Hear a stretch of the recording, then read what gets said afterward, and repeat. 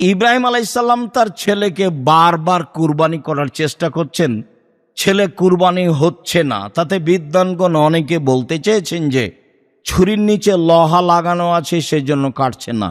কথাটি মিথ্যা। রাসূল সাল্লাল্লাহু আলাইহি ওয়াসাল্লাম বলেছেন, কারো যদি টাকা পয়সা থাকে, সে যদি কুরবানি না করে, তাহলে সে যেন আমার ঈদগাহের মাঠে না আসে। পশু কেনার সময় দাঁত দেখতে হবে জরুরি, দাঁতেছে কিনা, দাঁত আছে কিনা। সাধারণত ছাগল দাঁতে 1 বছরে, গরু দাঁতে 2 বছরে, উট দাঁতে 5 বছরে, আর মানুষ দাঁতে 7 বছরে।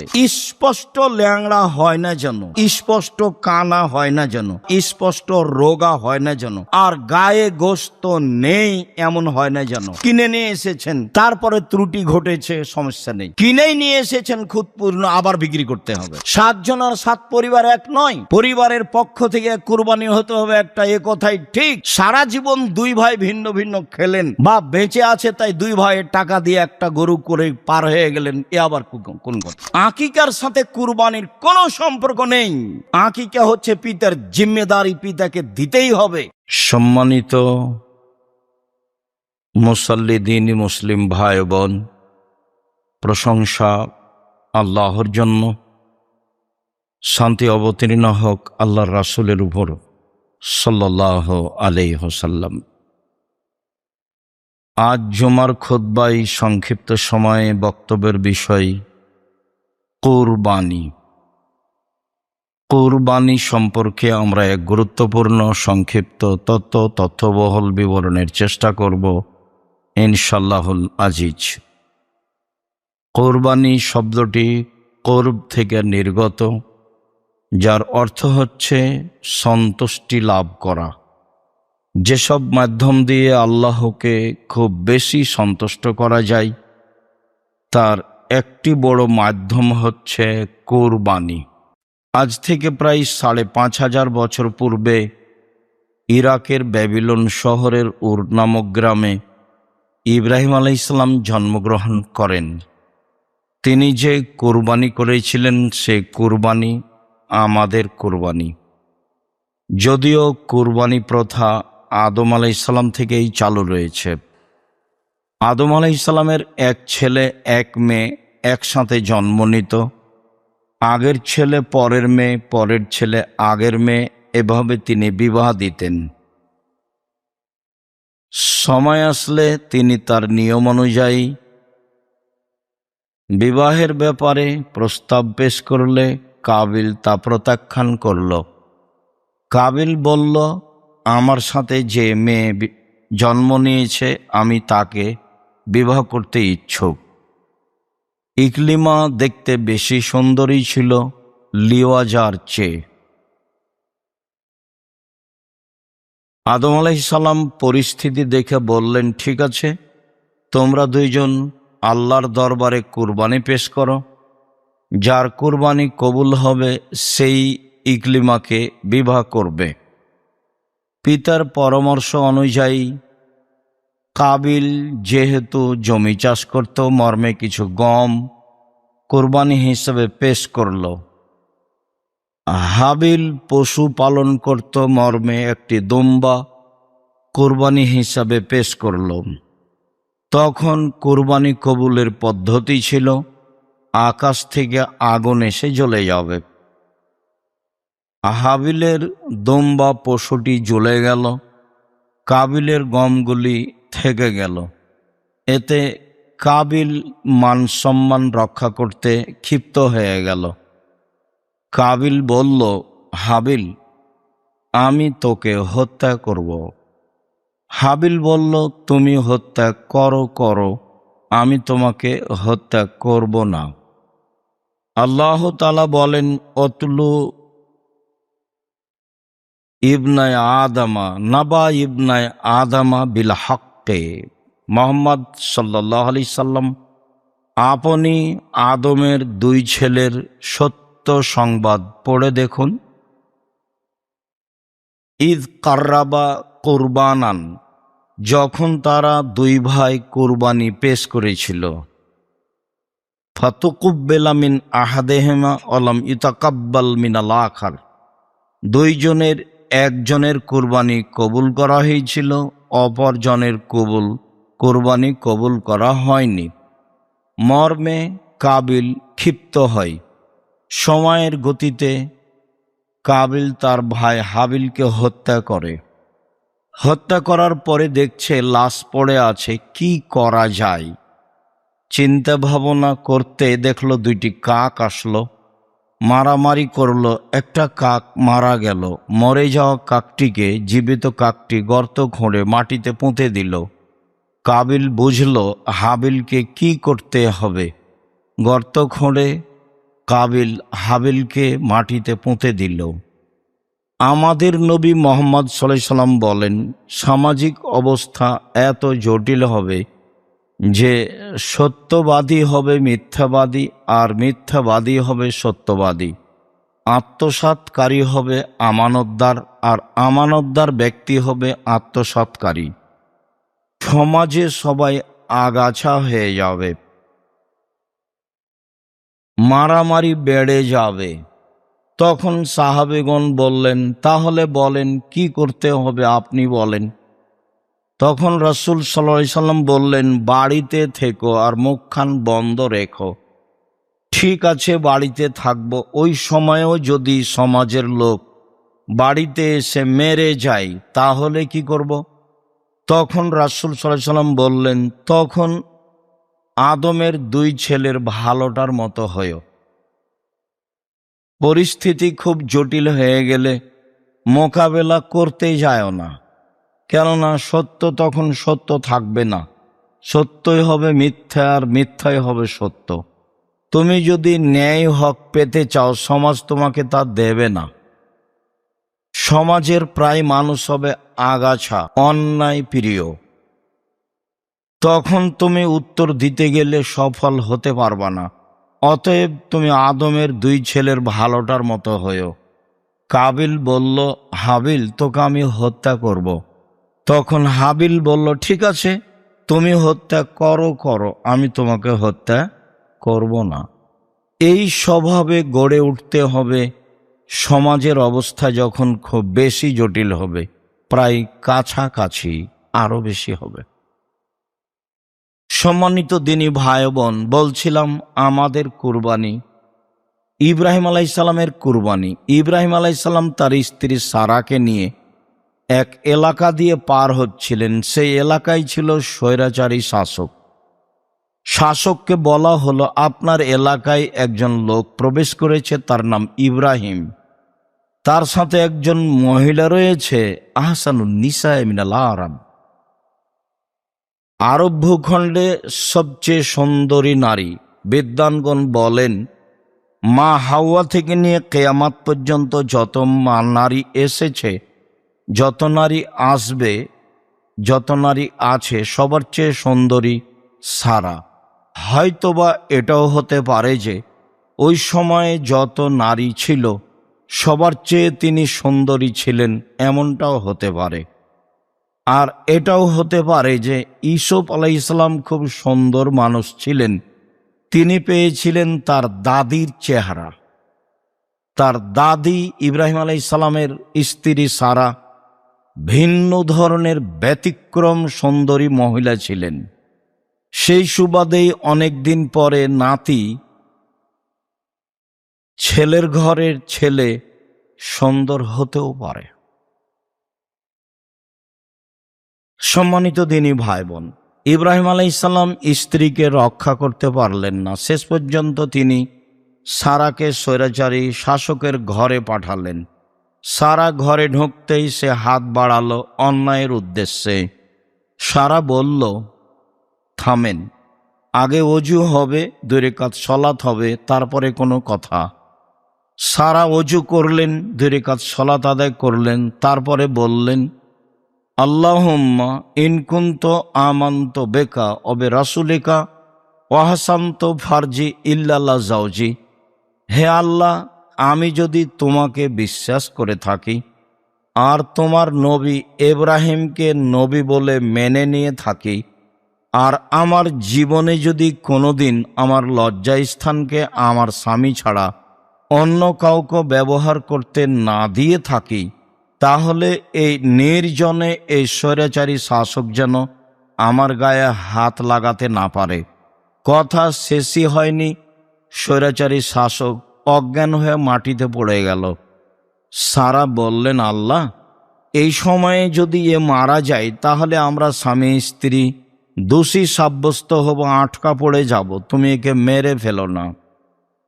বুখারী মুসলিমের বর্ণনায় এভাবেও এসেছে যে স্বৈরাচারী শাসক বলল, দেখো সারা, তুমি তোমার প্রতিপালককে বলো আমি ভালো হয়ে গেলে তোমার সাথে অন্যায় করব না। ভালো হয়ে গেল, আবারও অন্যায়ের চেষ্টা করলো, আবারও বলল, আবারও দোয়া করলেন, ভালো হয়ে গেল, আবারও অন্যায়ের চেষ্টা করলো। তৃতীয়বারে বলছে, এই তোমরা কে আছো? তোমরা তো আমার কাছে শয়তানকে পাঠিয়েছ। সারা কি মানুষ? সারা তো শয়তান, একে নিয়ে যাও। আর আজারা হাজেরাকে তার কাজের মেয়ে হিসাবে দিয়ে দাও। মনে রাখা ভালো হবে যে জীবনে উপকার আপনি যার করবেন সে ক্ষতি করতে পারে, এ কথাই ঠিক। ক্ষতি মেনে নিয়ে উপকার করার চেষ্টা করতে হবে। সারা তিনবার আল্লাহর দরবারে দোয়া প্রার্থনা করে তাকে রক্ষা করল। ফলাফলে স্বৈরাচারী শাসক বলছে, এই তোমরা কে আছো? তোমরা তো এখানে শয়তানকে পাঠিয়েছ। ও সারাকে শয়তান বলে ঘোষণা দিল। বুখারী মুসলিম। সারা কাজের মেয়ে হাজেরাকে সাথে নিয়ে স্বামীর কাছে উপস্থিত হলেন। তিনি বললেন, আল্লাহ স্বৈরাচারী শাসককে সফল করেনি, সে আমাদের একটা কাজের মেয়ে দিয়েছে যার নাম হাজেরা। ইব্রাহিম আলাইহিসসালাম স্ত্রী সারা ও কাজের মেয়ে হাজেরাকে নিয়ে চললেন স্বদেশ। এক পর্যায়ে সারা বললেন, হাজেরা, আমাদের তো কোনো ছেলে মেয়ে নেই, তুমি আমার স্বামীর সাথে বিবাহ বন্ধনে আবদ্ধ হও, যদি আমাদের কোনো ছেলে মেয়ে হয়। হাজেরা বললেন, আপা, যা আছি ভালো আছি। বিবাহ বন্ধনে আবদ্ধ হলে ভালোবাসায় ফাটাল ফাটবে, হয়তোবা তখন আপনি সহ্য করতে পারবেন না, বিবাহ না বসাই ভালো। বারবার বলার কারণে এক পর্যায়ে বিবাহ হয়েই গেল। তাতে ইসমাইল আলাইহিসসালাম জন্ম নিলেন। যা হওয়ার তাই হলো। দুইজনের মাঝে ভালোবাসায় ফাটাল ফেটে গেল। ইব্রাহিম আলাইহিসসালাম বললেন, ঠিক আছে, আমি বনেবাসস্বরূপ দুধের ছেলে ইসমাইল এবং স্ত্রী হাজেরাকে কাবা ঘরের পাশে রেখে আসব, মর্মে তিনি চললেন নিয়ে। ফওয়াজাহুমা ইনদা দাওহাতা ফাওকা জামজামা আলাল মসজিদে। তিনি তার দুধের ছেলে ইসমাইল এবং স্ত্রী হাজেরাকে কাবা ঘরের পাশে জমজম কূপের উপর গাছের নিচে রেখে দিলেন। রেখে দিয়ে তিনি উল্টা মুখে হাঁটতে লাগলেন, পিছনে পিছনে স্ত্রীও হাঁটতে লাগলেন। স্ত্রী বলতে লাগলেন, আইনা তাজহাবু ইব্রাহিম, ইব্রাহিম কোথায় যাচ্ছেন? ও তাতরুকুনা বিহাযাল ওয়াদি লাইসা ফিহি সালাশাই, আপনি এমন একটা উপত্যকায় ছেড়ে যাচ্ছেন যেখানে মানুষজন তো নেই, ঘাস পাতাও নেই। আপনি আমাকে কিছু বলবেন তো? আপনি আমাকে কিছু না বলে এইভাবে চলে যাচ্ছেন। ওলায়ালতাফে তো এলাইহা, বারবার তিনি বলতে থাকলেন। ইব্রাহিম আলাইহিসসালাম তার কথার প্রতি ভ্রুক্ষেপ করলেন না, তাকিয়েও দেখলেন না। উপর থেকে এভাবে আদেশ আছে। ইব্রাহিম আলাইহিসসালামের দুধের বাচ্চার ওপরে ভালোবাসা নেই এ কথা নয়। 90 বছর বয়সে সন্তান পেয়েছেন, তার অগাধ ভালোবাসা রয়েছে, এ কথাই ঠিক। যে স্ত্রীর মাধ্যমে সন্তান পেয়েছে তাকে তিনি ভালোবাসেন না এ কথা ঠিক নয়। তিনি তাকে ভালোবাসেন এ কথাই ঠিক, কিন্তু উপর থেকে আদেশ হয়েছে, যা আদেশ হয়েছে সেটাই মেনে নিতে হবে। তখন স্ত্রী নিরুপায় হয়ে বলছেন, আতাজহাব বিইজনিল্লাহ, আপনি কি আল্লাহর অনুমতিতে চলে যাচ্ছেন? আল্লাহ কি আপনাকে এভাবে যেতে বলেছেন? তখন তিনি ওই দিকেই মুখ করে বললেন, নাম, হাঁ। হাঁ ছাড়া তিনি আর কিছু বলেননি। আস্তে আস্তে সানিয়া পাহাড়ের কাছে আসলেন। পাহাড়ের কাছে এসে তিনি আবার কেবলামুখী হলেন। কেবলামুখী হয়ে এবার হাত তুলে দোয়া করছেন, রব্বানা ইন্নী আসকান্তু মিন যুরিয়াতি বিওয়াদিন গায়রি যি যারইন ইনদা বাইতিকাল মুহাররম। হে আমার প্রতিপালক, আমি তোমার কাবা ঘরের পাশে আমার পরিবারের একটা অংশ রেখে দিলাম, যেখানে মানুষজন তো নেই, ঘাসপাতাও নেই, কিছুই নেই। এ কথা বললেন। আবার কাবা ঘরের পাশে এ কথা বললেন, তখন কোনো ঘর নেই। পাথর, মরুভূমি আর মরুভূমি। স্ত্রী যা বললেন, মানুষ তো নেই, ঘাস পাতাও নেই। স্বামীও বলছেন, তুমি বলেছ বলেই আমার পরিবারের একটা অংশ তোমার কাবা ঘরের পাশে রেখে দিলাম, যেখানে মানুষ তো নেই, ঘাস পাতাও নেই। তখন তিনি বললেন, ঠিক আছে, তাহলে আল্লাহ আমাকে রক্ষা করবেন। ফিরে এসে ভাবছেন বাচ্চার কি হতে পারে, পানি তো শেষ। দেখি সাফা পাহাড় পাশে উঠে কোনো মানুষজন পথঘাট দেখা যায় কি না। উঠে দেখলেন না, কিছু দেখা যায় না, মরুভূমি আর মরুভূমি। নেমে তিনি মারোয়া পাহাড়ে গেলেন, উঠে দেখলেন কোনো কিছু দেখা যায় না। আবার সন্তানের তাড়নায় পানি পেতেই হবে, আবারও আসলেন সাফা পাহাড়ে, কোনো পথ হয় কি, একবার তো দেখে আসলাম। এইভাবে 7 বার ঘুরলেন, ফল হলো না। দেখি বাচ্চার অবস্থা কি, কাছাকাছি। কে যেন বলল, কি চান? বললেন, পানি চাই। জিবরাইল আলাইহিসসালাম তার পায়ের আঘাত দিয়ে জমজম কূপ বের করে দিলেন, পানি ছিটকে বের হতে লাগলো। হাজেরা পানি ঠেকাতে লাগলেন, জম জম। এই শব্দের অর্থ এটাও হতে পারে যে থামো। এ বলে তিনি পানি থামাতে লাগলেন, বাঁধে ঘেরতে লাগলেন। তাতে ইবনু আব্বাস রাদিয়াল্লাহু তাআলা আনহু বলেন, রাসূল সাল্লাল্লাহু আলাইহি সাল্লাম বলেছেন, হাজেরা যদি পানি না ঠেকাতেন তাহলে সারা পৃথিবীতে জমজমের পানি ছড়িয়ে পড়ত। বুখারী মুসলিম। সম্মানিত দিনী ভাই বোন, বলছিলাম আমাদের কুরবানি, ইব্রাহিম আলাইহিসসালামের কুরবানি। ইব্রাহিম আলাইহিসসালাম চলে গেলেন, একদিন সময় হলো ছেলেকে কুরবানি করতে হবে।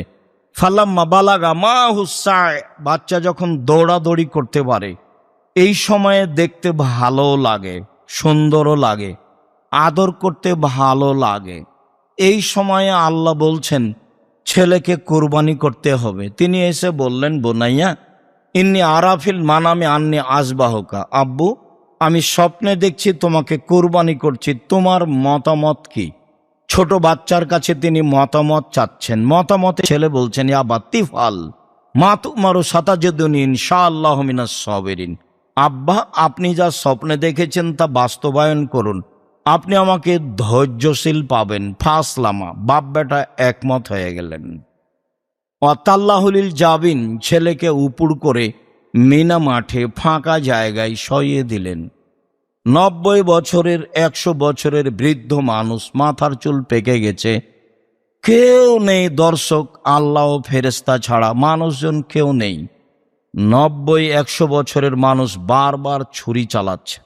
আল্লাহ তাআলা বলছেন, ইব্রাহিম কাদ সাদ্দাক্তা রুয়া, তুমি তোমার স্বপ্নকে বাস্তবায়ন করেছ। তোমার ছেলেকে কুরবানি করতে হবে এই ঠাকা আমার বাঁধেনি। আসলে আমি দেখছিলাম তুমি পরীক্ষায় পাস করতে পারো কিনা। ইব্রাহিম, তুমি পরীক্ষায় পাস করে গেছো। ফাদাইনাহু বিজিবিহিন আজিম, আমি ইব্রাহিমের সন্তানকে বাঁচিয়ে নিলাম বড় কুরবানির মাধ্যমে। বড় কুরবানির মাধ্যমে আমি ইব্রাহিমের সন্তানকে ছাড়িয়ে নিলাম। এ কথা আল্লাহ তাআলা বলেন। আমাদের কুরবানি, ইব্রাহিম আলাইহিস সালামের কুরবানি যুলহিজ্জা মাসের প্রথম দশক, রামাজানের শেষ দশকের চেয়ে উত্তম। বিদ্বানগণ বলতে চান যে রামাজানের শেষ দশকের চেয়ে যুলহিজ্জার প্রথম দশকই উত্তম। কেন? রামাজান মাসের শেষ দশকে রয়েছে শুধুমাত্র লাইলাতুল কদর, আর যুলহিজ্জার প্রথম দশকে রয়েছে কুরবানি, বড় মাধ্যম আল্লাহকে সন্তুষ্ট করার। আরাফার মাঠ, ব্যতিক্রম স্থান, আর রয়েছে হজ। সব মিলেই রাসূল সাল্লাল্লাহু আলাইহি সাল্লাম বললেন, মা মিন ইয়ামিন আল আমালুস সালিহু আহাব্বু ইলাইয়া মিন হাযিহিল আইয়াম। আল্লাহ তাআলার কাছে যুলহিজ্জা মাসের প্রথম 10 দিনের নেকি যত প্রিয়, আমল যত প্রিয়, আর বাকি 11 মাসের ইবাদত আল্লাহর কাছে তত প্রিয় নয়। তাহলে তো রামাজানও টিকল না। সাহাবীগণ বললেন, জেহাদও নয়, তো সাহাবীগণের এই উত্তর আল্লাহ রাসূল বলছেন, না, জেহাদও নয়, জেহাদ করেও অত আল্লাহর সন্তুষ্টিপূর্ণ আমল করা যাবে না। যুলহিজ্জার প্রথম দশকে যেভাবে যাবে, তবে হ্যাঁ, যে লোকটি বাড়ি থেকে বের হয়ে গেল, একেবারে নিজেকে বের করলো ঘোড়া গাধা নিয়ে, আর ফিরল না, সে ভিন্ন কথা। তাছাড়া যুলহিজ্জার প্রথম দশকের এবাদতই উত্তম বাকি 11 মাসের চেয়ে। কি করতে পারি আমরা করতে পারি, 1, কুরবানি বেশি করে, 2, 1 থেকে 9 পর্যন্ত সিয়াম, 3, দান, 4, তাসবিহ, 5, ইস্তেগফার। প্রথম 10 দিনকে এই কাজের জন্য বাছাই করে নিতে হবে। তাসবিহ, তাহলিল, জিকির, আজকার, দান, খায়রাত, কুরবানি, ভালো প্রস্তুতি নিতে হবে। একটি কথা এখানে রেখে গেলাম, তা হচ্ছে এই যে ইব্রাহিম আলাইহিসসালাম তার ছেলেকে বারবার কুরবানি করার চেষ্টা করছেন, ছেলে কুরবানি হচ্ছে না। তাতে বিদ্বানগণ অনেকে বলতে চেয়েছেন যে ছুরির নিচে লোহা লাগানো আছে, সেজন্য কাটছে না। কথাটি মিথ্যা, কেননা আল্লাহ তাআলা বলে দিয়েছেন ছুরিকে কাজ করতে হবে না, তাই ছুরি কাজ করে না। মানুষ না হয় নিমুখ হারাম আদম সন্তান, জড়বস্তু নিমুখ হারাম নয়। জড়বস্তু আল্লাহর কথা মানে। এই যে ইব্রাহিম আলাইহিসসালামকে আগুনে নিক্ষেপ করা হলো, আল্লাহ বললেন আগুন শীতল হও, এই যে হয়েছে। ইব্রাহিম আলাইহিসসালাম তো আগুনে জ্বলে গেলেন না, তো আল্লাহ বললেন ছুরিকে কেটো না, বাস কাটলো না। তা অনেক প্রমাণ আছে, বুখারী মুসলিমের হাদিস।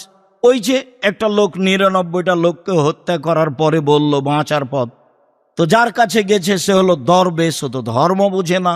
তখনও বলছে, বাহ, 99টা লোককে হত্যা করার পরে আবার বাঁচার পথ। তখনও বলল, তাহলে আর তোমাকে রেখে কি হবে, তো 100 বাঁচার পথ এখন। তো বললে, যাও ওই গ্রামে একজন মাওলানা আছে, জিজ্ঞাসা করো। যেতে আরম্ভ করতেই সময় শেষ, বুকটা ওইদিকে ঠেলে দিয়ে আল্লাহকে দেখালেন, পাপ করেছি এ কথাই ঠিক, তবে ক্ষমা চাচ্ছি। এই যে বুকটা ওইদিকে ঠেলে দিয়ে দেখালাম। আল্লাহ বললেন, ঠিক আছে ফেরেশতা, মেপে দেখো চলে গেছে বেশি না আছে বেশি। ফেরেশতাকে মাপতে লাগিয়ে বলছে, এই গ্রাম যে দিক থেকে যাচ্ছিল সরে যাও, যে গ্রামে আসছিল সেই গ্রাম যাচ্ছিল সে পিছে হটো। জড় বস্তু গ্রাম আল্লাহর কথা মানে, বুখারী মুসলিমের হাদিস। আম গাছে জাম ধরতে পারে, ধরে না। অমাবস্যা রাতে চাঁদ উঠতে পারে, উঠে না। ফুয়ের ছিদ্রতে লাঙ্গলের ফা ঢুকতে পারে, ঢোকে না। এগুলো ঘটে যেতে পারে। বুখারী মুসলিম মানে সন্দেহ আছে বলে কিয়ামত পর্যন্ত চেষ্টা করলে ফল হবে না, যা আছে তাই থাকবে। 10,000 বছর পরে যদি মানুষ যন্ত্রের মাধ্যমে রাসূলের কথা সবই ধরে ফেলে, আর সেই কথা যদি বুখারী মুসলিমে মিল না খায়, তাহলে সেই যন্ত্র ভুল করেছে বলে প্রমাণ হবে। এই কথা মিথ্যা প্রমাণ হবে না, তার নাম বুখারী মুসলিম। জড়বস্তু আল্লাহর কথা মানে। ওই যে একটা লোক বলল, বেটা আমি এত বড় পাপী, আল্লাহ যদি ধরতে পারে তাহলে আমাকে খুব শাস্তি দিবে। এরকম শাস্তি কাউকে দেবে না। অতএব আমি মারা গেলে আগুন দিয়ে জ্বালিয়ে অর্ধেক চাই পানিতে ফেলে দিও, অর্ধেক চাই মাটিতে ফেলে দিও, আল্লাহ যেন ধরতেই না পারে। তো ছেলেরা তাই করলো। আল্লাহ বলছেন, বাতাস ছাই জমা করে দাও, দিল। বা মাটি ছাই জমা করে দাও, দিল। তো আল্লাহ বললেন, মানুষ তৈরি করে কেন এই আদেশ করেছ? তোমার ভয়ে করেছি, আর তুমি ভালো জানো। আসলে আমি রূপকভাবে করেছি না, তোমার ভয়ে করেছি, এটা তুমি ভালো জানো। তখন আল্লাহ বলছেন, ঠিক আছে ক্ষমা করে দিলাম। যেহেতু তুমি আমার ভয়ে করেছো, তুমি সেটা বলছো, আর আমি সেটা জানি, সে কথা তুমি আমার দিকেই ঠেলে দিচ্ছ, তুমি ভালো জানো, তো মাফ করে দিলাম। তো এই যে জড় বস্তু কথা শুনে কত প্রমাণ নেবেন? অতএব ছুরির নিচে লোহা লাগানো হয়েছে, কথাটি মিথ্যা। সম্মানিত দিনী ভাই বোন, আমাদের কুরবানি ইব্রাহিম আলাইহিস সালামের কুরবানি। আলহামদুলিল্লাহ ওয়াহদা ওয়াসসালাতু ওয়াসসালামু আলা মান লা নাবিয়্যা বাদা। আবু হুরায়রা রাদিয়াল্লাহু তাআলা আনহু বলেন, রাসূল সাল্লাল্লাহু আলাইহি ওয়াসাল্লাম বলেছেন, মান কানা লাহু সাওলা মিযাহি ফালা ইয়াকরাবান্না মুসাল্লানা। কারো যদি টাকা পয়সা থাকে, সে যদি কুরবানি না করে